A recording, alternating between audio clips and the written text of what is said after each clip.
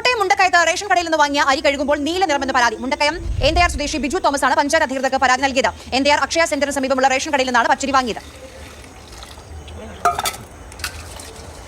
ഇന്നലെ മുണ്ടക്കയത്ത് സമീപമുള്ള എൻതയാർ അക്ഷയയ്ക്ക് സമീപമുള്ള റേഷൻ കടയിൽ നിന്ന് മേടിച്ച പച്ചരിയാണിത്. ഞാൻ ഇന്നലെ വെള്ളം ഒഴിച്ചപ്പോഴേ എനിക്ക് നീല നിറമായി.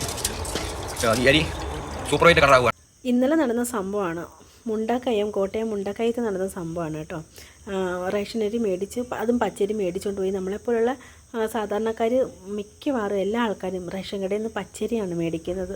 പച്ചരി റേഷൻ കടയിൽ നിന്ന് മേടിക്കുന്നത് ആകുമ്പം 2 രൂപ അങ്ങനെയൊക്കെ നമുക്ക് ആ ഒരു റേഞ്ച് കിട്ടും. അതേസമയം നമ്മൾ കടകളിൽ നിന്ന് 45 രൂപ 50 രൂപ 52 രൂപ വെച്ചായിരിക്കും നമ്മൾ മേടിക്കേണ്ടത്. അപ്പോൾ നമ്മളെപ്പോലുള്ള സാധാരണക്കാർ റേഷൻ കടകളിൽ നിന്ന് മേടിക്കുന്നത്. അത് മേടിച്ചുകൊണ്ട് പോയി അത് കഴുകി എടുത്തപ്പോൾ തന്നെ അതിനകത്ത് നീലമയമാണ് കാണുന്നത്. എന്നിട്ട് അത് കുറച്ച് കഴുകി കഴിഞ്ഞപ്പോൾ അരി സഹിതം നീലയായിട്ട് മാറുന്ന ഒരു പ്രവണതയാണ് കാണുന്നത്. ഇതിനകത്ത് പുള്ളിക്കത് മറ്റുള്ളവരെ അറിയിക്കണം എന്നും ഉള്ള ഒരു ഇതുകൊണ്ട് പുള്ളി അതിന് കേസ് കൊടുത്തു. അങ്ങനെ പല ആൾക്കാരും കാണുന്നുണ്ടായിരിക്കും. പക്ഷേ അവരാരും പുറത്ത് പറയാതെ കൊണ്ട് വെച്ചേക്കും. അപ്പോൾ ഇങ്ങനെയൊക്കെ പറഞ്ഞാൽ ആ ഒരാളിന് ബിഗ് സല്യൂട്ട് തന്നെ കൊടുക്കണം. കാരണം അങ്ങനെയൊക്കെയുള്ള കാര്യങ്ങൾ നമ്മൾ ജനങ്ങളോട്ട് അറിയുകയാണ് ചെയ്യുന്നത്.